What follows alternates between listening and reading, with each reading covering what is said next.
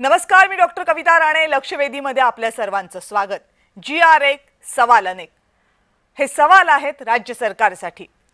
मनोज जरांगे पाटील यांचं मुंबईतलं आंदोलन संपत जेव्हा होतं किंवा आंदोलन जेव्हा संपलं, उपोषण जेव्हा त्यांनी संपवलं, त्यावेळेस राज्य सरकारने मनोज जरांगे पाटील यांच्या हातात आणि पर्यायानं मराठा समाजाच्या हातामध्ये एक GR सोपवला आणि या GR नुसार हैदराबाद गॅझेट लागू करून मराठा समाजातील कुणबी नोंदी असलेल्या सगळ्यांना आरक्षण दिलं जाईल असं मान्य केलं.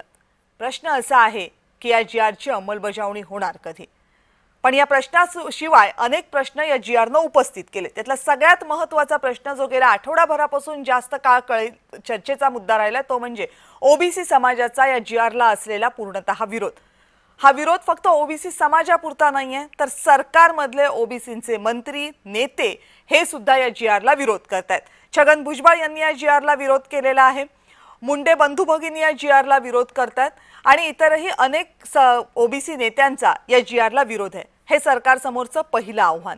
दुसरं आव्हान, या विरोधाला आता आणखीन तोंड फुटले, कारण आज ओबीसी समाजातल्या एका तरुणानं या GRला विरोध करत तशा प्रकारची चिठ्ठी लिहित आत्महत्या केलेली आहे. त्यामुळे ओबीसी समाजाचा जो राग होता तो आता आणखी वाढलेला आहे आणि यातनं आता तिसरं आव्हान उभं राहिलंय ते म्हणजे इतर समाजांचं. महाराष्ट्रामध्ये बंजारा समाज यांना ओबीसी अंतर्गत विशेष आरक्षण आहे, पण जर हैदराबाद गॅझेट हे मराठा समाजाला लागू होत असेल तर मग ते आम्हालाही लागू करा, कारण हैदराबाद गॅझेटनुसार बंजारा समाजाचा समावेश हा एसटी प्रवर्गामध्ये होतो. त्यामुळे आता आम्हाला ओबीसी नाही तर एसटी प्रवर्गामधनं आरक्षण द्या अशी बंजारा समाजाची मागणी आहे, ज्या मागणीला ओबीसी नेत्यांनी पाठिंबा दिलाय. म्हणजे एका GR मुळे अनेक प्रश्न उपस्थित होतात आणि ज्या GR मुळे हे प्रश्न उपस्थित होतात त्या GRला एक नाही, दोन नाही तर 3 याचिकांकरवी उच्च न्यायालयामध्ये आव्हान देण्यात आले. म्हणजे या GRच्या बाबतीत हा GR वाचवायला जावं तर बाकीच्या सगळ्या आव्हानांचा सामना राज्य सरकारला करावा लागणार आहे, ज्यामध्ये सरकारमधलेच मंत्री राज्य सरकारच्या विरोधामध्ये उभे आहेत. आता हे सगळे प्रश्न असताना या एका GRला वाचवणं किंवा या एका GR नुसार जे आश्वासन दिलेलं आहे ते पूर्ण करणं हे सरकारला खरंच शक्य आहे का? आणि या सगळ्यातना राज्य सरकार मार्ग नेमका कसा काढणार असे अनेक प्रश्न आहेत. या सगळ्या प्रश्नांवर बोलायचे, पण हा संपूर्ण सवालांचा गुंता नेमका काय आहे हे समजून घ्यायचं असेल तर हा रिपोर्ट बघा.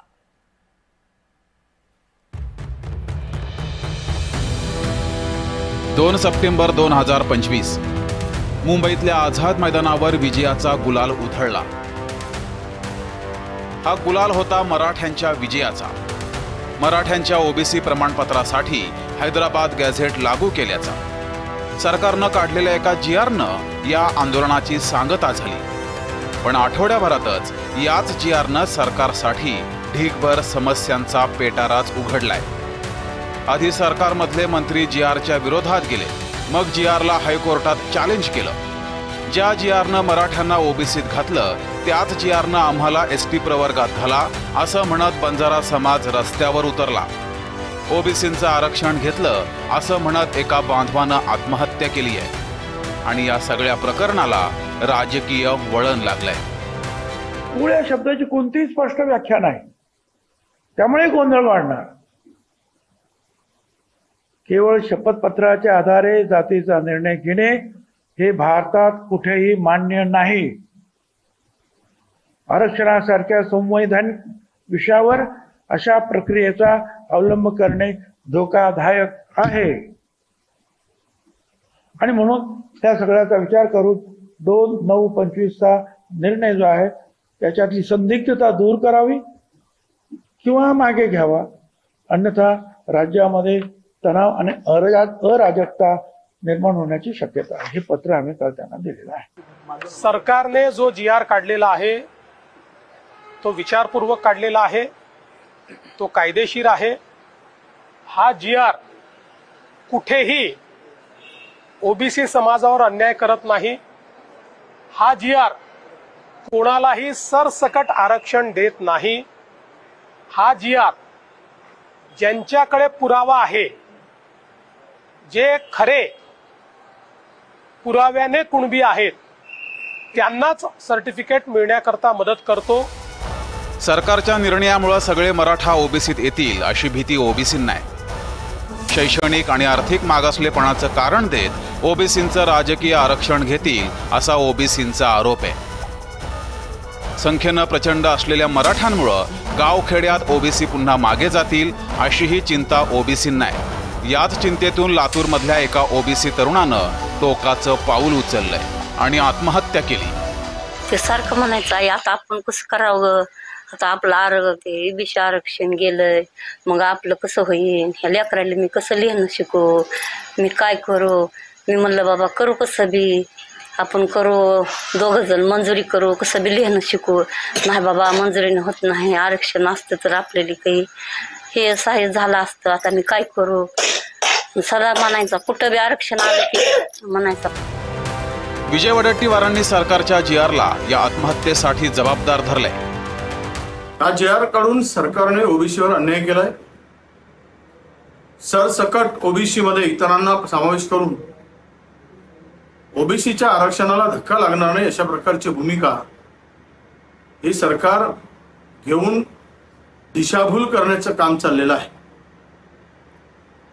हा आमच्या या तरुणाचं बलिदान म्हणजेच किंवा ही आत्महत्या याला जबाबदारच मुळात सरकार आहे.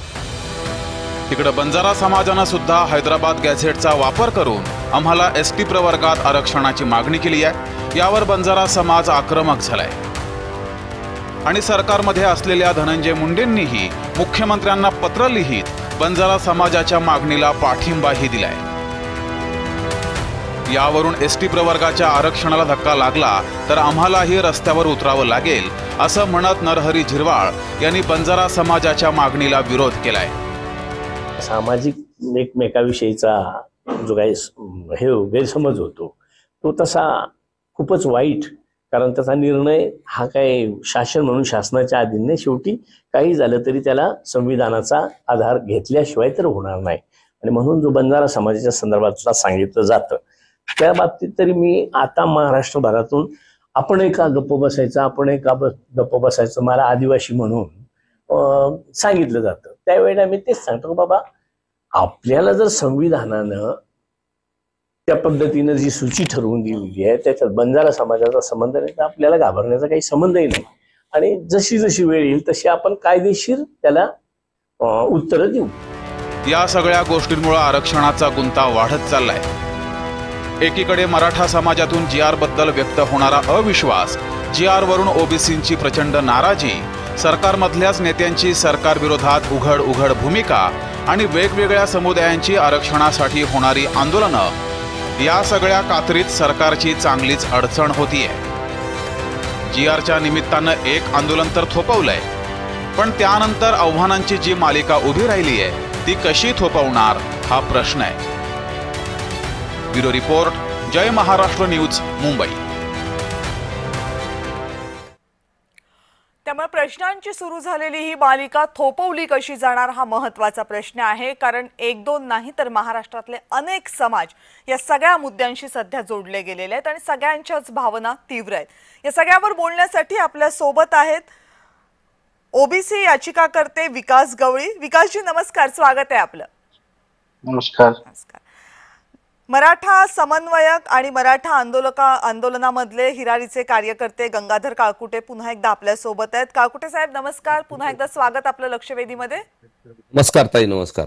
भाजपचे प्रवक्ते गणेश खणकर आपल्या सोबत चर्चेत सहभागी होत आहेत. खणकर साहेब आपलंही स्वागत. मला वाटतं माझा आवाज त्यांच्यापर्यंत पोहोचत नाही. वैशाली नागवडे राष्ट्रवादी काँग्रेसच्या प्रवक्त्या सुद्धा माझ्यासोबत या चर्चेमध्ये आहेत. वैशाली ताई नमस्कार. आवाज जात नाही वैशालीताईंबरोबर पर्यंत सुद्धा. गंगाधर काळकुटेजी, पहिला प्रश्न तुम्हाला. गेल्या काही दिवसांपासून या मुद्द्यावर सातत्यानं चर्चा होते, तुम्ही सुद्धा अनेक प्रश्नांना या बाबतीत उत्तर देताय. आज मात्र एक वेगळी गोष्ट घडली. ओबीसींच्या आरक्षणाला धक्का लागेल या भीतीनं, चिंतेनं एका तरुणानं आत्महत्या केली आहे. कुटुंब रस्त्यावर आलेलं आहे. खरं तर कुठल्याही समाजातली व्यक्ती असू देत, त्या व्यक्तीनं हे टोकाचं पाऊल उचलायला नको ही अपेक्षा प्रत्येक जण करत असतो.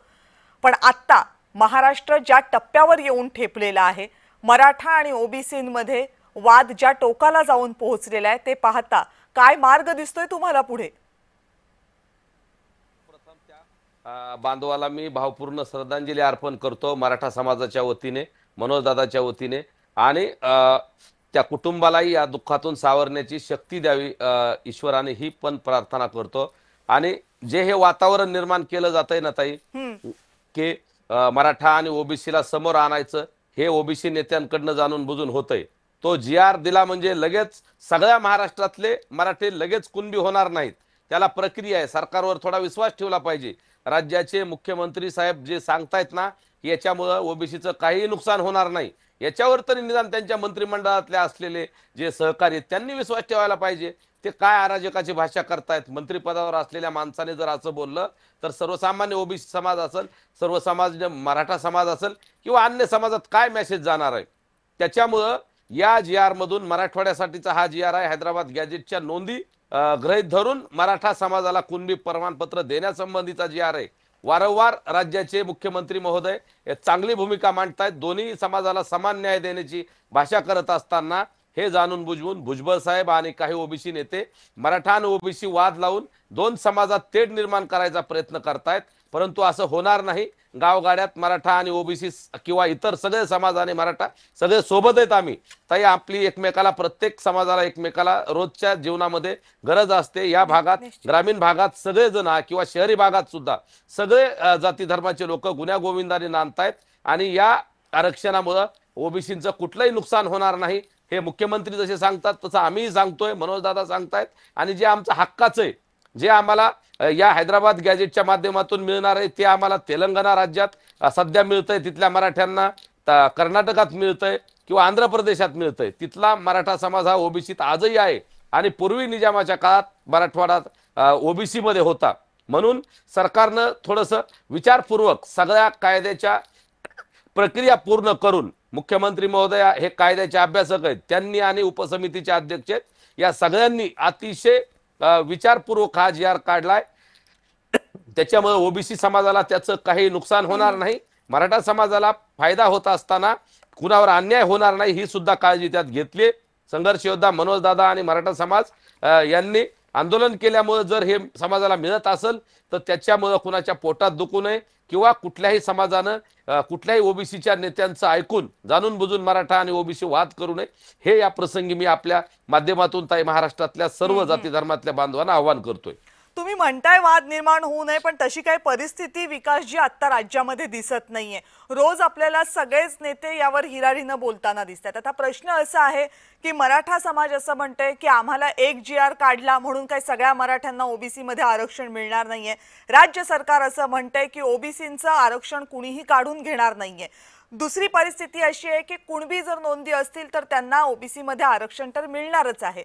आणि ह्या सगळ्याला विरोध असेल तर न्यायालयामध्ये याचिका सुद्धा दाखल केल्या गेलेल्या आहेत. हे सगळं असताना सुद्धा मुळात ओबीसींना असं का वाटतंय की त्यांचं आरक्षण काढून घेतलं गेले किंवा त्यांच्या आरक्षणावर गदा आले? बरं, ती चिंता ओबीसी नेत्यांच्या वक्तव्यांनी आता इतकी वाढत चाललेली आहे की काही जण टोकाचं पाऊल उचलतायत. थांबवायचं कुठे हे सगळं? ओबीसी समाजाची सुद्धा दिशाभूल केली जाते. ताई, सर्वप्रथम जय महाराष्ट्र चॅनलला मनापासून धन्यवाद. अतिशय चांगल्या मुद्द्याला आपण हात घातला. माझी ज्या वेळेला याचिका चालू होती त्यावेळेला मला ओबीसी समाजाचं किंवा ओबीसी आरक्षणाचं मारेकरी ठरवण्यात आलं होतं, जेव्हा की मी स्वतः ओबीसी आहे. अशा वेळेला माझ्या मदतीसाठी जय महाराष्ट्र चॅनलच धावून आला होता आणि त्यावेळेला संपूर्ण महाराष्ट्रामध्ये माझी जी प्रतिमा मलिन करायचा काही नेत्यांनी प्रयत्न केला होता, त्याला कुठेतरी त्यांचा डाव हाणून पाडण्याचा कार्यक्रम आपल्या चॅनलच्या माध्यमातून झाला. त्याच्यासाठी मी कायम आपला ऋणी राहणार आहे आणि आज सुद्धा आपल्या मनापासून धन्यवाद देतो. ताई, आपण अतिशय महत्वाचा या ठिकाणी विषय घेतलाय. आता ओबीसी मध्ये निश्चितपणानं आजच्या परिस्थितीत अतिशय खतखत आहे. त्याचं कारण आहे, आताच्या वक्त्यांनी जे काही सांगितलं की ओबीसीचं आरक्षण कमी होणार नाही. मी सध्याच्या परिस्थितीतही मराठा आरक्षणाचा विरोधक नाही. माझी बायको स्वतः मराठा आहे. मी जरी कुणबी असलो तरी माझी बहीण मराठवाड्यातच जालना डिस्ट्रिक्ट मध्ये दिलेली आहे, ती स्वतः ओबीसी आहे.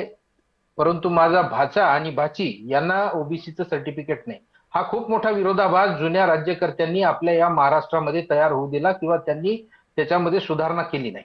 आणि त्यामुळं आज छत्रपती शिवरायांनी घडवलेला हा महाराष्ट्र बहुजनांना एका ठिकाणी एका दोरीमध्ये आणून हे सुराज्याचं स्वप्न त्यांनी पाहिलं होतं आणि त्यांनी ती मुहूर्तमेढ रोवली होती. आज कुठेतरी त्याला खूप मोठा धक्का या सगळ्या आजच्या परिस्थितीनं बसतोय. या अगोदर इतर समाज एकमेकांच्या विरोधात होते, परंतु आज कुणबी समाज आणि मराठा समाज किंवा बहुजन समाजामध्ये वेगवेगळ्या पद्धतीनं वाद निर्माण करण्याचा प्रकार सध्याच्या परिस्थितीत आहे. अगोदरच्या वक्त्यांनी सांगितलं की ओबीसीच्या आरक्षणाला या मराठा आरक्षण देण्याच्या GR मुळे कुठेही धक्का बसणार नाही, तर मी त्यांच्या मताशी सहमत नाही. पहिलेच ओबीसी 54% असताना त्यांना मुळात 50% म्हणजे 27% आरक्षण मिळालं. त्यांच्यावर पहिलेपासूनच जवळपास 50%चा अन्याय झाला आणि आज रोजी उरलेला मराठा समाज 15-16% जर त्याच्यामध्ये आला तर त्यांचा जो प्रश्न आहे की त्याच्यामुळे धक्का बसणार नाही, तर माझाही त्यांना प्रतिप्रश्न आहे की धक्का कसा बसणार नाही. पहिलेच तर एका ताटामध्ये 2 लोक जेवतायत आणि त्याच्यात आणखीन जर तुम्ही काही टक्के लोक त्यामध्ये आणून बसवले आणि त्या ठिकाणी जर त्यांचा वाटा कमी केला तर त्यांच्या निश्चितपणानं आरक्षणाला धक्का बसणार आहे. हे सगळं जे काही चालू आहे महाराष्ट्रामध्ये सर्वसामान्य ओबीसीलाही याचा काही कुठं काही फरक दिसत नाही आणि सर्वसामान्य मराठ्यांनाही याचा फरक दिसत नाही. फरक कुठं पडतोय, हे सगळे जे राजकीय गणित तयार करणारे, राजकीय मतं मांडणारे, राजकीय महत्वाकांक्षा ठेवून काम करणारी जी लोक आहेत ह्या सगळ्यांना याच्यामध्ये कुठेतरी स्वतःचा TRP वाढवायचा, कुठेतरी स्वतःचं राजकीय अस्तित्व निर्माण करायचं, याच्यासाठी ह्या गलिच्छ एकंदरीत सगळ्या परिस्थितीचा ते या ठिकाणी उपयोग करून घेत आहेत. आणि यामध्ये आज जी घटना घडली अशा घटना पुढे सुद्धा घडण्याची शक्यता नाकारता येत नाही. यामध्ये खूप मोठा असंतोष आणि अस्वस्थता ओबीसी समाजामध्ये तयार झालेली, किंबहुना त्याच्यामध्ये त्या ओबीसी समाजामध्ये तयार केली गेली. ठीक आहे, गणेश खणकरजी आहात का आपण? ठीक आहे, मी येते तुमच्याकडे परत. गणेश खणकरजी आहात आपण आमच्या सोबत? हो आहे. बर, नमस्कार. प्रश्न तुमच्यासाठी असा आहे की आता हे कुठपर्यंत जाणार आहे? GR तर 1 काढला, त्यामुळे मराठा समाजाला काही प्रमाणामध्ये का होईना दिलासा मिळाला असं म्हणू, पण दुसरीकडे ओबीसी समाज संतप्त झाला. आधी मराठा समाजातल्या अनेक तरुणांनी आत्महत्या केल्या, आता ते लोण ओबीसी समाजामध्ये पसरले, तिथल्या एका तरुणानं आत्महत्या केली. दुसरीकडे बंजारा समाज म्हणतोय मग जे हैदराबाद गॅझेट मराठ्यांना लागू केलं ते आम्हाला लागू करा, आम्हाला ST मध्ये घ्या. तिकडे ST समाज म्हणतोय की असं काही होणार नाहीये, आमच्या आरक्षणावर कुणी येऊ नये म्हणून. आता आणखी किती समाज असे एकमेकांच्या समोर येऊन उभे राहणार? आणि जर हे असं आत्महत्यांचं लोण पसरायला लागलं तर हे थांबवायचं कसं? कविताजी, तुम्ही जो प्रश्न उपस्थित केलाय तो अगदी योग्य आहे. बघा, असं आहे की ज्या वेळेला जरांगेंचं आंदोलन या मुंबई शहरात सुरू होतं आणि या आंदोलनात काय काय घडलं हे आज काही सांगण्याची तुम्हाला आवश्यकता नाही. ज्यावेळी उपसमितीचे सदस्य बाळासाहेब विखे पाटील असतील किंवा मान्यवर मंत्री असतील, राजे किंवा इतर कोकाटीचे मंत्री त्या ठिकाणी गेले होते, त्यावेळी त्यांनी जो GR दिला आणि त्या GRच्या संदर्भामध्ये काही सूचना होत्या, त्या सूचना त्यांनी मान्य केला, त्यातले काही बदल करायचे होते ते त्यांनी केले. आज सुद्धा महाराष्ट्राचे मुख्यमंत्री देवेंद्र फडणवीसजी यांनी या संदर्भात योग्य खुलासा केलेला आहे आणि आम्ही हे वारंवार सांगत आहोत की आम्ही कुणाचं आरक्षण काढून घेणार नाही, मराठ्यांना जे काय हवंय ते देत असताना कुणावरती अन्याय होणार नाही याची आम्ही पूर्ण काळजी घेऊ. परंतु विनाकारण म्हणजे हा वाद का वाढवला जातोय हे काय आता काही कळायला मार्ग नाही. म्हणजे आज जी काही घटना घडली आहे, ज्या तरुणानं आत्महत्या केली त्याला मी श्रद्धांजली देतो, हे अतिशय दुर्दैवी आहे. म्हणजे भावनेच्या आहारी आपल्या समाजाचं नुकसान होईल, माझ्या कुटुंबाचं पुढं काय होईल हे स्वाभाविक आहे, हे वाटणं त्यात काही चुकीचं नाही. पण ही भावना जी वाढत चाललेली आहे मुळात, हे या पद्धतीनं चुकीच्या पद्धतीने हे सगळे विषय हाताळले जातात. पण मी एवढं मात्र नक्की सांगेन की अनेक वेळेला काही नेते भावनेच्या ओघात किंवा आपल्या समाजाचं आम्ही नेतृत्व करतोय हे सांगण्याचा ज्या वेळेला प्रयत्न करत असतात, त्यावेळी मग तो समाज त्यांच्याकडे आशेनं बघत असतो आणि मग कधी कधी समाज काही ऐकण्याच्या मनस्थितीच्या पलीकडे जातो. आज नेमकं हे होतंय. म्हणजे मी कोणावरती वैयक्तिक टीका करायची म्हणून बोलत नाही. आज वडेट्टीवार हे वारंवार हे सांगतायत. मला एक गोष्ट कळली नाही ज्या वेळेला मुंबई शहरामध्ये आझाद मैदान येथे आंदोलन सुरू होतं आणि काँग्रेसचे काही नेते त्या आंदोलनामध्ये पाठिंबा देण्यासाठी येत होते, किंवा त्या दरम्यान नाना पटोले असतील किंवा सकपाळ ज्यांचे प्रदेशाचे नेते असतील, यांनी त्यावेळेला जे काही स्टेटमेंट दिलेले आहेत की या सध्या आरक्षणाच्या संदर्भात सरकारने असं केलं पाहिजे, तसं केलं पाहिजे, मला एक कळलं नाही वडेट्टीवार हे त्यावेळेला का बोलले नाही, किंवा हे करत असताना आपली नेमकी भूमिका काय असली पाहिजे असं कधीच हे नेते मंडळी का बोलत नाही. या उलट आम्ही स्पष्टपणे भूमिका मांडलेली आहे की कुठेही महाराष्ट्रामध्ये कुठेही या संदर्भातला गैरसमज होऊ नये आणि एकदम म्हणजे कुठेही लपून काही ठेवले नाही. उपसमिती ज्या वेळेला मंचावरती होती त्याही वेळेला त्या संदर्भातले खुलासे केले, जरांगेंनी काही शब्द बदलण्याची मागणी केली, ते बदल करून दिले. अर्थात त्यांच्यावरही नंतर अनेक आक्षेप घेतले गेले की हे तुम्ही चुकीच्या पद्धतीने केलंय. मला असं वाटतं की या महाराष्ट्रामध्ये जे काही सगळं स्थिर सुरू आहे ते कुठे ना कुठे या भावनेच्या आहारी जाऊन ते अस्थिर करण्याचा प्रयत्न सुरू आहे. गणेश काटकरजी, तुम्ही विरोधकांना बोलाल हे मान्यच आहे की विरोधकांच्या भूमिकेवर प्रश्नचिन्ह उपस्थित कराल, बरोबर आहे, सत्ताधारी आहात तुम्ही, विरोधकांच्या भूमिकेवर प्रश्नचिन्ह उपस्थित कराल, पण सत्ताधाऱ्यांमधले नेते पण सरकारच्या GR वर प्रश्नचिन्ह उपस्थित करतायत. आज जी भूमिका छगन भुजबळांनी घेतली आहे, आज जी भूमिका धनंजय मुंडेंनी घेतलेली आहे, ते तर सरकारमध्येच आहेत, पण त्यांचाही GR ला विरोध आहे, तेही सरकारच्या भूमिकेवर. म्हणजे जर सरकार म्हणत असेल की ओबीसींच्या आरक्षणाला धक्का लागत नाही, तर मग सरकारमधल्याच मंत्र्यांना आणि नेत्यांना ते पटत का नाहीये? नाही, असं आहे की शेवटी असं आहे बघा, समाजाचा एक दबाव प्रचंड असतो, समाजापुढे भूमिका मांडायची असते आणि समजा या निमित्ताने काही गैरसमज निर्माण होत असतील तर ते आम्ही नक्कीच दूर करू. कारण शेवटी छगन भुजबळ काय किंवा धनंजय मुंडे काय हे दोन्ही सरकारमधले मंत्री म्हणजे मुंडे होते आणि भुजबळजी आता आहेत. आणि भुजबळ खरं पाहिलं तर सर्वात सिनियर आहेत, त्यांची भूमिका नेहमी सामंजस्याची असते किंवा ते बोलण्याच्या ओघामध्ये कधीही कुणाला टोचून किंवा कुणाला धक्का बसेल अशा पद्धतीची ते वक्तव्य आज सुद्धा करत नाही. त्यामुळे तुम्ही जे म्हणताय ते कविताजी योग्य आहे, पण आम्ही यामध्ये सामंजस्याची भूमिका घेऊन याही मंत्र्यांचा जे या ओबीसी समाजाचं प्रतिनिधित्व करतायत नक्कीच त्यांचा गैरसमज दूर करू, याच्याबद्दल मला खात्री आहे. तो लवकरात लवकर दूर व्हायला हवा, कारण जी दरी सध्या महाराष्ट्रातल्या विविध समाजांमध्ये निर्माण होते ती दरी महाराष्ट्रासाठी भूषणावह नाहीये, पुरोगामी म्हटल्या जाणाऱ्या महाराष्ट्रासाठी ते दिशादर्शक सुद्धा नाहीये. विकास गवळीजी, तुम्ही मगाशी इशारा करत होता, तुम्हाला काही बोलायचं होतं, बोला. शाहू फुले आंबेडकरांचं नाव घेऊन सर्व नेते त्यांच्या भाषणाला सुरुवात करतात, परंतु प्रत्यक्षामध्ये शाहू फुले आंबेडकरांचे विचार अंगीकारतात का हो? आज काय परिस्थिती आहे महाराष्ट्रामध्ये, आणि सर्वसामान्य जनतेने केली की नेत्यांनी केली? हाही कुठेतरी आपण या सर्व नेत्यांना प्रश्न विचारला पाहिजे. सध्याच्या परिस्थितीमध्ये आज बघा तुम्ही, सत्ताधारी पक्षातले नेते असोत की मराठा आंदोलक असोत, काय एकमेकांच्या बद्दल कशा पद्धतीनं वक्तव्य सुरू आहेत? बरोबर आहे. मराठा आंदोलकांच्या वतीनं आज एक स्टेटमेंट काढलं गेलं की तुम्ही आमच्या GR ला काय चॅलेंज करता, आम्हीच तुमच्या ओबीसी आरक्षणाला चॅलेंज करतो, तुमचं ओबीसी आरक्षण संपवतो. म्हणजे आता मला सांगा, मराठा समाजातला सर्वसामान्य व्यक्ती की ज्यानं मोठ्या आशेनं की बा आपल्याला कुठेतरी आरक्षण मिळेल आणि अनेक वर्षापासून प्रतीक्षेत असलेला ओबीसी की ज्यांना कुठेतरी या ओबीसी आरक्षणाचा फायदा होईल, परंतु फायदा व्हायचं तर एखाद्या वेळेस दूर राहिलं, परंतु अशी परिस्थिती जर तयार झाली तर तुमच्या माहितीसाठी सांगतो की इंदिरा सहानीच्या केसमध्ये जी ट्रिपल टेस्ट सांगितली होती, हा कायद्याचा विषय कदाचित या लोकांना माहिती नाही. आता मी केस लढलो म्हणून ह्या सगळ्या गोष्टीच्या खोलापर्यंत गेलेलो आहे, मला सगळ्या गोष्टी माहिती आहे त्याच्यामधल्या. के कृष्णमूर्तीच्या केसमध्ये ट्रिपल टेस्ट सांगितली होती. ट्रिपल टेस्ट म्हणजे काय की ओबीसीचा एम्पेरिकल डेटा जमा करण्यासाठी आयोगाची निर्मिती करा आणि तो 50% वर जाता कामा नये. बरोबर आहे. परंतु काय केलं होतं त्यांनी की 50% वर जाणार नाही आरक्षण, एवढाच मुद्दा समोर आणला.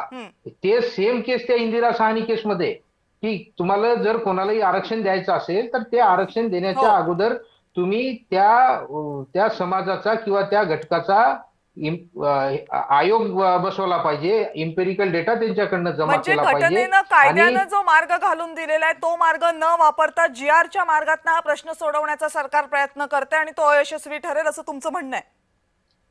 100%. तुमच्या माहितीसाठी सांगतो, मी ज्या वेळेला केस दाखल केली होती त्या केसमध्ये सगळ्यांनी म्हटलं होतं आरक्षण गेलं, आरक्षण गेलं, आरक्षण गेलं. मी फक्त राजकीय आरक्षणाचा विषय घेऊन सर्वोच्च न्यायालयामध्ये गेलो होतो. मला त्यावेळेला सामाजिक आणि हे जे काही शैक्षणिक आरक्षण आहे याच्यावरही बोट ठेवून करता आलं असतं, परंतु माझा उद्देश ओबीसीची आकडेवारी रेकॉर्डवर आणणं होतं आणि मला कोणाचं आरक्षण घालवायचं नव्हतं किंवा कोणाचं नुकसान करायचं नव्हतं. मला कुठेतरी याच्यामध्ये सुस्पष्टता आणायची होती.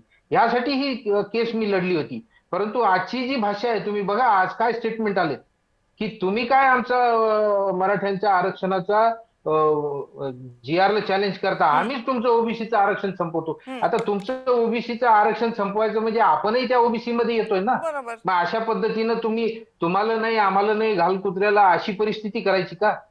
कुठेतरी कविताताई ह्या गोष्टी या राज्यामध्ये थांबल्या पाहिजेत आणि याचा विचार व्हायला पाहिजे. म्हणूनच मी ना गंगाधर काळकुटेंना विचारते. गंगाधर काळकुटेजी, तुमचे नेते असू देत किंवा इतर कुणाचे नेते असू देत, प्रश्न आता तुम्ही या लढ्यामध्ये आहात, तुम्ही हे बघता, एक एक गोष्ट एक एक GR मिळवताना किती लढा उभा करावा लागतोय हे गेली 2 वर्ष तुम्ही पाहिले. 2 वर्ष कशाला, त्याच्या आधीपासून सुद्धा तुम्ही सगळे बघताय. आता जेव्हा कुठल्या तरी एका टप्प्यावर हे सगळं येऊन थांबतंय आणि जेव्हा नेते एकमेकांच्या विरोधात अशी वक्तव्य करतात, म्हणजे जेव्हा मी नेते म्हणते तेव्हा काय ते कुठल्या एका बाजूचे नसतात, ते सगळ्याच बाजूंचे नेते असतात. त्याचं एक उदाहरण फक्त विकास गवळींनी आता दिलं की तुम्ही आमच्या आरक्षणाच्या GR ला आव्हान दिलं तर आम्ही तुमच्या आरक्षणालाच आव्हान देऊ. या नेत्यांची मुळात भाषा आता थांबवण्याची गरज नाहीये का? कारण एकीकडे छगन भुजबळ मनोज जरांगेंना काहीतरी बोलणार, मग मनोज जरांगे छगन भुजबळांना काहीतरी उत्तर देणार. याच्यातनं काय होतं? याच्यातनं फक्त वातावरण तापतंय आणि परिणिती काय होते ती आज लातूरमध्ये बघितली आपण. हो ताई, बरोबर आहे, पण याची सुरुवात कुणी केली हे बघावं लागेल. भुजबळ साहेबांनी अराजकता निर्माण होऊन असं वक्तव्य केल्यानंतर मग त्याला ऍक्शनला रिॲक्शन येणारच आहे, म्हणून मनोज दादा तसं बोललेत. पण मला एक सांगायचंय, या GR ला एवढा विरोध करण्यापेक्षा मग 94 ला सुद्धा शरद पवार साहेबांनी जे GR काढूनच बऱ्याच जातींना आरक्षण दिलंय ना, त्याच्याही नंतर बऱ्याच सरकारांनी दिलंय. मग आमचं मराठ्यांच्या हक्काचं जे आरक्षण आहे ते ओबीसीच्या वाट्याला शरद पवारांनी राजकारणासाठी दिलं असं आम्हाला सगळ्यांना माहिती, अशी चर्चा आहे, पण आहे समाजात पण चर्चा आहे. आणि मनोज दादापर्यंत ती चर्चा आल्यामुळे त्यांनी सांगितलं आम्ही त्या GR ला चॅलेंज करू. म्हणजे तुम्ही ह्या GR ला चॅलेंज करताय. याच्या अगोदर देवेंद्र फडणवीस साहेबांनी 2018 ला एक आरक्षण दिलं होतं 16%, 50%च्या वरचं. तिथं सुद्धा ओबीसी समाजातल्याच काही नेत्यांनी जाणून बुजून ते आरक्षण घालवलं. हायकोर्टात देवेंद्रजींनी ते टिकवलं. परंतु सत्ता बदलल्यानंतर उद्धव ठाकरेजी आणि पवार साहेबांचं सरकार असताना त्यांनी ते टिकवलं नाही आणि या ओबीसी नेत्यांनी ते घालवलं. म्हणजे मग तुम्ही 50%च्या वरचंही आरक्षण घालवणार. आता 10% जे आरक्षण शिंदे आणि फडणवीस साहेबांनी दिलंय, शिंदे साहेबांनी फडणवीस साहेबांनी, ते आरक्षणाला या ओबीसी नेत्यांनी चॅलेंज केलंय. म्हणजे 50%च्या वरचं आरक्षण जरी मराठा समाजाला दिलं तरी हे ओबीसीचे नेते चॅलेंज करतायत. 50%च्या आतला आताचं जे हैदराबाद गॅजेटच्या अनुषंगाने GR काढला की ईडब्ल्यूएसचं आरक्षण तर आहे, मग ईडब्ल्यूएसचं आरक्षण का नको आहे मराठा समाजाला? उलट ते तर सोपं आरक्षण आहे. नाही, ते ईडब्ल्यूएसचं आम्ही नाकारलंच नव्हतं, परंतु हे 10% आरक्षण सरकारने दिल्यामुळं ते आरक्षण ऑटोमॅटिक गेलं. म्हणून ते आरक्षण आम्ही नको म्हणतच नव्हतो, परंतु हे 10% आरक्षण सरकारनं दिलं, ते 50%च्या वर जातंय, ते टिकणार नाही अशी समाजाची भावना आहे, अशी सगळ्या तज्ञांचं मत नव्हतं. पण तुम्हाला आरक्षण नेमकं कुठलं हवंय? म्हणजे ओबीसी मधनं पण हवंय, एसीबीसीचं पण हवंय, ईडब्ल्यूएसचं पण हवंय, असं सगळ्या दगडांवर कसं पाय ठेवता येईल? नाही ताई, कुठल्याही समाजाला एकच आरक्षण मिळत असतं. बरोबर. त्याच्यामुळं आम्ही 100 आरक्षण मागितले तरी देताना एकच आरक्षणाचा लाभ प्रत्येकाला मिळणार आहे ताई. ते घटनेतच तसं आहे. इथं बसलेल्या अभ्यासकांना विचारा किंवा कुणालाही. त्यामुळे तेच आहे ना, मग ईडब्ल्यूएसचं जर सहज मिळणार असेल, बरं ते पण थोडं नाहीये. इकडे 350 जाती आहेत त्या 19% आरक्षणामध्ये, तिथे 10% मध्ये तुम्हाला एवढं पण करावं नाही. आताच्या कट ऑफ बघितलं तर ईडब्ल्यूएसचं कट ऑफ आहे, SC ST नंतरचं कट ऑफ आहे. मग असं असेल तर ईडब्ल्यूएसचं आरक्षण सोपं आहे, ते का नको आहे मराठा समाजाला? नाही ताई, सरकारने हे 10% आरक्षण दिल्यामुळे ते ऑटोमॅटिक गेलंय, असा प्रकार झालाय. आणि त्या ईडब्ल्यूएस आरक्षण असेल किंवा 10% आरक्षण, ईडब्ल्यूएस टिकतंय, परंतु ते आम्ही 10% मिळाल्यावर ते आमचं आरक्षण गेलंय. आणि ईडब्ल्यूएस मध्ये पण ताई अनेक जाती आहेत ना, ब्राह्मण आहेत, मारवाडी आहेत, मुस्लिम आहेत, अशा बऱ्याच ज्या ओपन मध्ये जाती येतात ना, ज्या आर्थिक निकषावर तिथं दिलं त्याच्यात बऱ्याच जाती आहेत, परंतु ते आम्ही नाकारलं नव्हतं.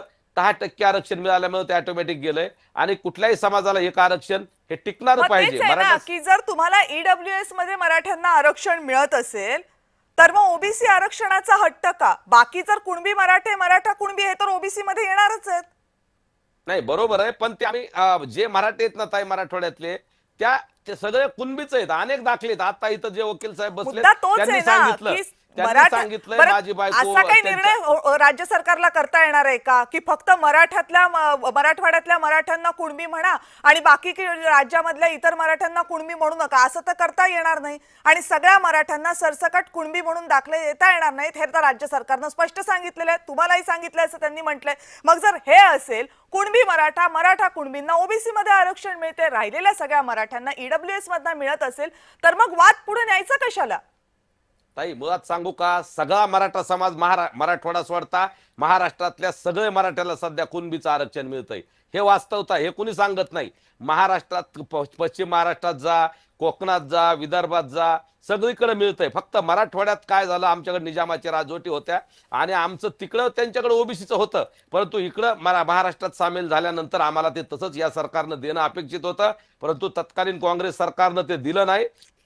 म्हणून आमची मराठवाड्याची अडचण झाली आणि म्हणून आम्हाला कायद्यानुसार ते आरक्षण मिळतंय. हे देवेंद्रजींना माहित असल्यामुळं त्यांनी हा जी आर काढलाय. बाकी उपसमितीचे सगळे सदस्य असतील किंवा अन्य सगळे मंत्री तिथं आलेत, अधिकारी आहेत सगळे, त्या सगळ्याला माहिती आहे मराठवाड्याला ऑलरेडी ओबीसीचं आरक्षण द्यावंच लागतं. मग जर असं असेल तर मग ईडब्ल्यूएस मधनं मराठा काढून टाकायचं का? ऑटोमॅटिक जाणार आहे. जर ओबीसीचं मिळालं तर ईडब्ल्यूएस मिळणार नाही, ओबीसीचं नाही मिळालं तर ईडब्ल्यूएस मिळणार आहे. एकच कुठलंही आरक्षण मिळणार आहे ताई. नाही पण मग मराठा समाज, तुम्ही असं म्हणताय की सगळे मराठा तसेही ओबीसी मध्येच जाणार आहेत. हा, सगळे मराठा जर ओबीसी बऱ्यापैकी मध्ये जाणार असतील तर ईडब्ल्यूएसच्या कॅटेगरीतनं ओबीसी काढून टाकले पाहिजेत. मग काय ईडब्ल्यूएस मिळतच नाही ओबीसीतल्या, ज्याच्याकडे ओबीसीचं प्रमाणपत्र आहे ना किंवा एसईबीसी आहे ना त्याला मिळतच नाही आता. मग प्रश्नच तो आहे ना की ईडब्ल्यूएस जर आहे, ज्यांना ओबीसीचं आरक्षण नाहीये त्यांना ईडब्ल्यूएसचं जर आरक्षण असेल तर मग वाद पुढे का न्यायचा प्रश्न इथे सुटू शकतो. नाही ताई, तो विषय कुठला, ईडब्ल्यूएस हे केंद्रानं दिलंय, पण आम्हाला ते 10% इतर बऱ्याच जातीत ना आणि मराठा समाजाचं गणेश कणकरजी सांगा, ईडब्ल्यूएस हे फक्त केंद्राने दिलंय की राज्यांनी पण दिलंय? राज्यात बी आहे पण बघा कविताजी, मूळ गोंधळ जो आहे म्हणजे तो मूळ गोंधळ असा आहे की यामध्ये हे आरक्षण घेत असताना हे आरक्षण तुम्हाला नेमका कुठल्या कारणासाठी हवंय याचा हा गोंधळ आहे. तिथे अभ्यासात बसलेले आहेत आणि स्वतः मराठा आहे. आता यामध्ये जर का एसीबीसी आणि ईडब्ल्यूएस हा सगळा विषय तुम्ही आज इथे करत आहात, मुळात असं होतं की आपल्याला आरक्षणाची मर्यादा ओलांडता येणार नाही. तरी सुद्धा जर का आपल्याला नाही मला एका स्पेसिफिक प्रश्नाचं पहिलं उत्तर द्या. ईडब्ल्यूएस राज्याने दिलेला आहे की नाही? दिलेलं आहे की, म्हणजे फक्त केंद्राचं नाहीये? नाहीच आहे मुळात. बरोबर. हा, तेच मला क्लिअर, कारण मला माहित होतं फक्त मला तुमच्याकडनं ते हवं होतं. लागू राज्याने केलेलं आणि या सगळ्या मधल्या मराठा विषयाच्या संदर्भात म्हणजे आता जी काही प्रवक्त्यांनी सांगितलं मराठा समाजाच्या वतीने, बघा असं आहे की त्यांनी पहिल्यांदाही मान्य केलं. आजपर्यंत अनेक वेळेला चर्चा होते, त्यावेळेला केवळ आणि केवळ वैयक्तिक दृष्टीतनं हा सगळा विषय इथपर्यंत ताणण्यात आला. म्हणजे कुणीतरी तर आज हे मान्य केलं की होय, देवेंद्र फडणवीसांनी पहिल्यांदा आरक्षण दिलं, त्यांच्या कार्यकाळामध्ये हे आरक्षण टिकलं, नंतरच्या काळात ते टिकलं नाही. आता त्यावर आज चर्चा करणार नाही, कारण त्याचा इतिहास मोठा आहे आणि कुणी ते कशा पद्धतीने इथपर्यंत ताणून धरलं, आपण सत्तेवर असताना कसं मराठ्यांना कुणी फसवले हे मी आज काही सांगणार नाही, कारण त्यात मराठा समाजातल्या तरुणाला ते व्यवस्थितरित्या कळलेलं सुद्धा आहे. आता त्याच्यावर आपण चर्चा करूयाच नकोत आणि तुम्ही याचंही उत्तर दिलेत की ईडब्ल्यूएसचं काय. माझा पुढचा प्रश्न गणेशजी तुम्हाला हा आहे की मराठा आणि ओबीसी हा वाद कमी होता म्हणून की काय आता बंजारा आणि एसटी असा वाद सुरू होणार आहे? कारण त्याची बीजा आज दिसलेलीच आहेत, रस्त्यावर उतरल्यात अनेक जिल्ह्यांमध्ये बंजारा बांधव. आता याला काय पर्याय शोधणार आहोत? काय उत्तर आहे बंजारा समाजासाठी राज्य सरकारचं?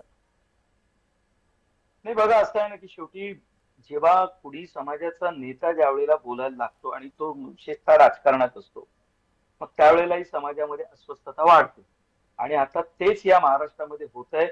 काही जणांकडनं खतपाणी घाललं जात आहे आणि समाजाचं नेतृत्व करत असताना काही नेत्यांकडनं ज्या वेळेला याची वक्तव्य येतात, हे स्वाभाविक आहे. समाज हा त्या नेत्याच्या मागे उभा राहण्याचा प्रयत्न करत असतो. म्हणून तुम्ही मगाशी म्हणालात तेव्हाही मी म्हणालो की हे राज्य सरकारमधले नेते आहेत, मंत्री आहेत, यांचा देखील या बाबतीतला जो काही विषय असेल तो लवकरच दूर केला जाईल या बाबतीत नाही, पण तुम्ही म्हणताय की काही नेते याला खतपाणी घालतात. कोण आहेत हे नेते जे खतपाणी घालतात? म्हणजे ते नेते जर खतपाणी घालत असतील तर ते राज्यामधली सामाजिक परिस्थिती बिघडवतात. कोण आहेत हे नेते? मी काही सांगण्याची आवश्यकता आहे का? ज्या वेळेला मुंबईमध्ये मी मगाशीच तुम्हाला म्हणालो, तुम्ही थांबवलं माझं म्हणणं, मला पूर्ण मगाशी सुद्धा तुम्ही मांडून दिलं नाही. मी मगाशी सुद्धा हीच गोष्ट सांगत होतो की ज्या वेळेला मराठवाड्यातले महाविकास आघाडीचे आमदार बजरंग सोनवणे खासदार स्वतः स्टेजवर गेले होते, ज्या वेळेला आपण एखाद्या भूमिकेला पाठिंबा देतो, ठीक आहे, तुम्ही देण्याबद्दल काही वाद नाहीये, पण ज्या वेळेला ही आपण भूमिका घेतो त्यावेळेला जर का समोरनं आपल्याला प्रश्न विचारला त्यावेळेला मात्र पळ काढायचा. अंबादास दानवेंची काय भूमिका होती मला सांगा बरं? त्यांना तर स्पेसिफिकली वार्ताहरांनी प्रश्न विचारला, हे देत असताना तुमचं म्हणणं काय आहे? त्यांनी शेवटपर्यंत या संदर्भातलं उत्तर दिलं नाही. अनेकांनी त्या आंदोलनाला पाठिंबा, जे काय आम्ही विरोध नाही केला, आम्ही सुद्धा, बघा असं आहे, शेवटी मी मराठा समाजाचा प्रतिनिधी आहे, मी मराठा आहे, मला देखील वाटतं, पण घटनेची आपल्याला माहिती आहे. आपण जेव्हा राजकीय कार्यकर्ते म्हणून काम करत असतो, आपला अभ्यास असतो काही विषयांवर, त्यावेळेला ज्या मर्यादा असतात त्या ओळखून आणि त्या आपल्याला माहित असल्यामुळे आपण समाजाची दिशाभूल करण्याचं काम करायचं. तुम्ही नाव घेत नसलात तरी तुम्ही विरोधकांना आता टोला. माझं म्हणणं असं आहे की बंजारा समाज, तुम्हाला मी जेव्हा प्रश्न बंजारा समाजाबद्दलचा विचारला, त्यांच्या मागणीबद्दलचा, त्यावेळेस तुम्ही म्हणता काही नेते त्यांना या बाबतीतली वक्तव्य मग त्याच बाबतीतलं वक्तव्य छगन भुजबळांनी पण केलं, त्याच बाबतीतलं वक्तव्य धनंजय मुंडेंनी पण केलं. दोघांनीही म्हटलं बंजारा समाजाला एसटी मधनं आरक्षण दिलं गेलं पाहिजे, हैदराबाद गॅझेट त्यांनाही लागू करा. बघा असं आहे की तुम्ही वारंवार छगन भुजबळ आणि धनंजय मुंडे यांचं नाव घेऊन ते बंजारा समाजाचं कोण प्रतिनिधित्व करताय, कोण ओबीसीचं करताय. कविताजी, मी मगाशी तुम्हाला स्पष्टपणे म्हणाले की ही नेते मंडळी आजवर इथपर्यंत आलेली असतील तर त्यांनी त्या त्या समाजाचे नेतृत्व करत इथे आलेले आहेत. मी मगाशी स्पेसिफिकली हा वाद कुठून सुरू झाला, या महाराष्ट्रामध्ये कधी आम्हाला एसटी प्रवर्गातनं द्या किंवा धनगर समाज जी काही मागणी करतोय किंवा हे यापूर्वी सगळे प्रकार होते का? तर याची मागणी केली जायची, म्हणणं मांडलं जायचं, पण ते मांडत असताना त्याची भूमिका रास्त असायची, ते मागण्याची पद्धत वेगळी होती. सभा व्हायचे, मोर्चे व्हायचे, शांतपणे निवेदनं दिली जायची आणि सगळं विषय संपायचा. हे जे सगळं सुरू झालेलं आहे हे आज त्या समाजाच्या मनामध्ये एक प्रकारची भीती तयार झालेली आहे की ज्या वेळेला या पद्धतीनं मोर्चे काढून आणि मग मी आता त्याला जर का शब्द वापरला तर मग तो वेगळा शब्द होतो आणि मग त्यावेळेला हे सगळे विषय उपस्थित झालेत ना, म्हणून मी म्हणालो ना की लवकरच या संदर्भामध्ये या सर्व नेत्यांना जे काही मनामध्ये वाटतंय ते दूर केल्या. बरोबर आहे, पण मग गणेश खणकरजी प्रश्न हाच आहे ना की मागच्या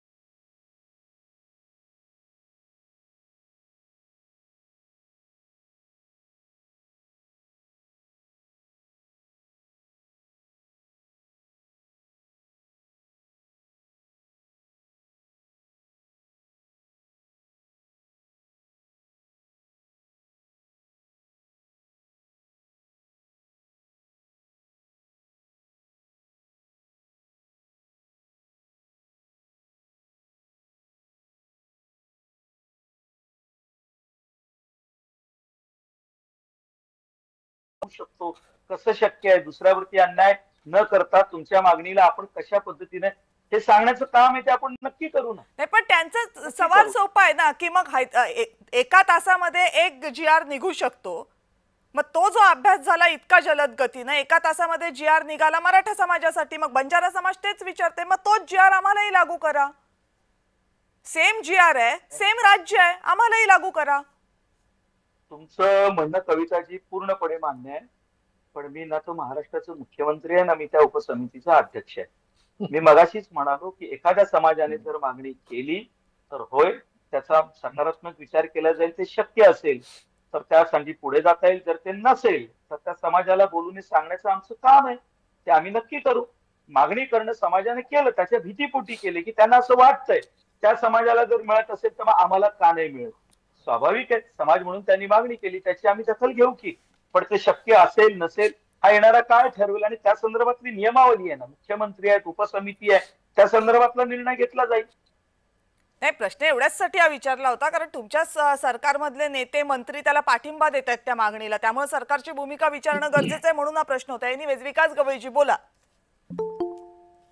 आपण जो या ठिकाणी आता विषय घेतला की हैदराबाद गॅझेट लागू केल्याच्या नंतर इतर समाजाच्या सुद्धा ज्या मागण्या आलेल्या आहेत, तर मुद्दा असा आहे की एकदा जर हैदराबाद गॅझेट लागू केलं, मी साधं उदाहरण सांगतो, हैदराबादवरनं जर एखादी बस निघाली आणि ती संभाजीनगरला येऊन थांबत असेल तर आपण काही लोकांना म्हणू शकतो का तुम्ही उतरू नका खाली गाडीच्या? ते या ठिकाणी आले, स्टॉप असला ते तर उतरणारच आहेत ना. मग त्याच्यामध्ये जर या ठिकाणी बंजारा समाजाची नोंद जर त्या ठिकाणी एसटी मध्ये असेल तर त्यांना तो आपोआपच आपसुकच लागू होईल ना. याच्यात कोणीही त्याला अपोज करू शकणार नाही, कुठला कायदा त्याला थांबवू शकणार नाही. जर तुम्ही गॅझेट लागू करायचं तर पूर्णच्या पूर्ण गॅझेट लागू करावं लागणार नाही ना. किंवा असं थोडी म्हणू शकता तुम्ही की ते गॅझेटमध्ये फक्त त्या मराठा समाजाच्या कुणबी म्हणून नोंदी आहेत तुम्ही त्यांनाच घ्या, ह्या बंजारा समाजाच्या ज्या नोंदी आहेत एसटी मध्ये त्या तुम्ही घेऊ नका, असं कुठं आपल्याला म्हणता येणार नाही. जर लागू करायचं तर सरसकट संपूर्ण लागू करावं लागणार आहे. आणि त्यांनी जी आज मागणी केली अशा अनेक मागण्या यानंतर पुढे येणार आहेत. याचा अर्थ माझा या गोष्टीला विरोध आहे असा अजिबात नाही, पण एक आपण प्रश्न विचारला त्याचं उत्तर आणि माझ्या नॉलेज प्रमाणे मला माझ्या मनाला कॉन्शियसली जे पडते ते या ठिकाणी मी मांडतो. दुसरा एक विषय या ठिकाणी मी आवर्जून सांगू इच्छितो की हे विषय जर थांबवायचे असतील तर कुठेतरी आपल्याला आरक्षणाची मर्यादा वाढवल्याशिवाय पर्याय नाही. आणि हे जर वाढवायचं असेल आरक्षण तर त्याच्यासाठी विकास किसनराव गवळी म्हणजे माझी जी याचिका दाखल केली होती ओबीसी राजकीय आरक्षणाच्या संदर्भामध्ये आणि त्याच्यामध्ये जो बाठी आयोग त्या ठिकाणी नेमला गेला होता आणि बाठी आयोगाकडनं जो इम्पेरिकल डेटा जमा झाला त्याच्यामध्ये ओबीसीची संख्या राज्यामध्ये 39% घोषित झालेली आहे आणि ती 39% संख्या ही सर्वोच्च न्यायालयाच्या 3 जजेसच्या घटनापीठानं त्याच्यावर शिक्कामोर्तब केलेलं आहे. म्हणजे हे झाले 39% ओबीसी आजच्या घडीला आपल्या महाराष्ट्रामध्ये आणि 21% एससी एसटी आहेत. 39 आणि 21 हे जवळपास 60% होतात.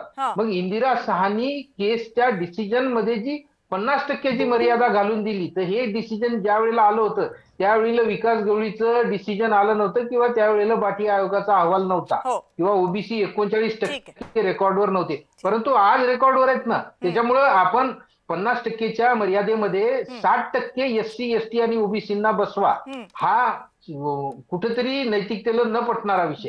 हा मुद्दा घेऊन जर हे मराठा आंदोलक असतील, ओबीसी आंदोलक असतील, ओबीसी नेते असतील किंवा सरकारमधले काही घटक असतील यांनी सर्व लोकांनी एका ठिकाणी येऊन जर याच्यावर तोडगा काढायचं ठरवलं तर इंदिरा साहानीचं डिसिजन रद्द करता येऊ शकते आजही. आणि ते जर रद्द झालं तर या केंद्र सरकारचा विषय आणि केंद्र सरकारनं त्यावर निर्णय घ्यायला हवा आणि तिथं सगळ्याच राजकीय पक्षांची मागणी आहे. काकुटे साहेब, एक प्रश्न तुमच्यासाठी. मला असं वाटलं होतं की या चर्चेमध्ये तुम्हीच त्या मुद्द्याला हात घालाल पण तुम्ही घातला नाहीत. मुद्दा असा आहे की मराठ्यांनी ओबीसी मध्ये यायला किंवा मराठ्यांना जे काय कुणबी मराठा कुणबी यांना दाखले द्यायला मराठा नेत्यांचा ओबीसी नेत्यांचा विरोध आहे. तो विरोध जाहीरपणे. पण दुसरीकडे जेव्हा बंजारा समाज म्हणतो आम्हाला एसटी मध्ये जायचंय तेव्हा त्या बंजारा समाजाला तेच ओबीसी नेते पाठिंबा देतात. ही दुहेरी भूमिका नाही का वाटत तुम्हाला? नाही, नक्की दुहेरी भूमिका आहे, पण आमची भूमिका आहे ताई, ज्याला जे मिळत असेल ना ते दिलं पाहिजे. परंतु हे ओबीसी नेते असंच करतात. इकडे मराठ्याच्या बाबतीत द्वेष ठेवायचा आणि मग धनगर समाजाला एसटीतलं आरक्षण म्हणलं की मराठे म्हणते द्या, पण हे लगेच तिकडं पाठिंबा देणार. बंजारा समाजाला एसटीचं आरक्षण द्या म्हटलं की ते पाठिंबा देणार. फक्त मराठा समाजाच्या बाबतीत द्वेष आहे. आणि भुजबळ आणि काही लोक तर मंत्रिपदावर बसून ताई चुकीच्या पद्धतीने वागतात. भुजबळ साहेब आज तिथं गेले, काय हरकत नाही, लातूरला तिथं त्या बांधवाला त्यांनी श्रद्धांजली अर्पण केली. तसंच आज बीडमध्ये एक आत्महत्या झाली. 500 ते 600 आत्महत्या बीड जिल्ह्यात पण झाल्यात. इकडं कधीच एकाही ठिकाणी भुजबळ साहेब आले नाही किंवा ओबीसीचे अन्य नेते आले नाही. मग हा दुजाभाव मराठा समाजाच्या बाबतीत सुद्धा या नेत्यांनी ठेवू नये. मराठा समाज मोठा भाऊ म्हणून सगळ्या जाती धर्माला आज महाराष्ट्रात सोबत घेत असताना मराठा समाजाच्या आरक्षणाचा प्रश्न आल्यावर सगळ्यांनी पाठिंबा द्यावा ही स्वाभाविक आमची भावना आहे. मोठा भाऊ का तुम्ही मराठा समाजाला मोठा भाऊ का म्हणताय? सगळेच समाज सारखे आहेत की, मराठा समाज का मोठा भाऊ बरं? संख्येनं जास्त आहे म्हणून मोठा भाऊ म्हणतोय आम्ही, बाकी काही नाही. आमच्यापेक्षा सगळे मोठे आहेत, आम्ही छोटे भाऊ म्हणलं तरी काय हरकत नाही. फक्त संख्येने मराठा समाज जास्त आहे महाराष्ट्रात म्हणून बोललो, आणि हे बाकीचे बोलत असतात म्हणून बोललो होतो. तर बर ठीक आहे, चला तुमचा पुढचा मुद्दा पूर्ण करा. आजपासून काय हरकत नाही ताई. तर तुम्ही जे सांगितलं ताई की आम्हाला मराठा समाजाला ओबीसीचं आरक्षण देत असताना इतर समाजाने सुद्धा थोडं मन मोठं दाखवावं, आणि मराठा समाजाच्या मागण्याच्या बाबतीत सरकारनं जर सकारात्मक निर्णय घेतलाय, थोडं वाट पहा ना. काही ओबीसीला काही त्रास होतोय का? गॅजेटच्या बाबतीतल्या ज्या नोंदी आहेत तेच होणार आहे. जे काही चुकीचं तर सरकारची यंत्रणा करणार नाही. सरकारमध्ये हे नेते पण आहेत ना, त्यांनी सरकारवर विश्वास ठेवावा. सरकारमधल्या त्यांच्या ज्येष्ठ मुख्यमंत्री आहेत त्या पदावर, त्यांच्यावर विश्वास ठेवावा. आणि कोर्टात ठीक आहे ना, तुम्हाला नाही पटलं ना कोर्टात जा, तुम्ही तुमची बाजू मांडू, आम्ही आमची बाजू मांडणार आहोत. जे काय कोर्ट निर्णय द्यायचा आहे ते देईल. परंतु मराठा समाजाच्या बाबतीत इथून तिथून विरोधाची भूमिका घेणं हे ओबीसी नेत्यांना थांबवलं पाहिजे. ही सुद्धा आपल्या जय महाराष्ट्र चॅनलच्या वतीनं ताई आपल्या माध्यमातून मी विनंती करतोय पुन्हा एकदा. आणि नक्की या महाराष्ट्रातलं जर वातावरण शांत ठेवायचं असेल तर ओबीसी नेत्यांना आपले भडकाऊ भाषण करण्यापेक्षा आम्ही मनोजदादा आणि आम्ही सुद्धा मराठा समाजाच्या बाबतीत शांततेची भूमिका घेऊ. ओबीसी नेत्यांना सुद्धा थोडं शांततेच्या भूमिका घेतल्या पाहिजे. भडकाऊ तुम्ही पण सगळ्याला उत्तर देणं थांबवा. प्रत्येक गोष्टीला काय उत्तर देणं गरजेचंच आहे का? नाही उत्तर दिलं तर पलीकडचं थांबेलच की.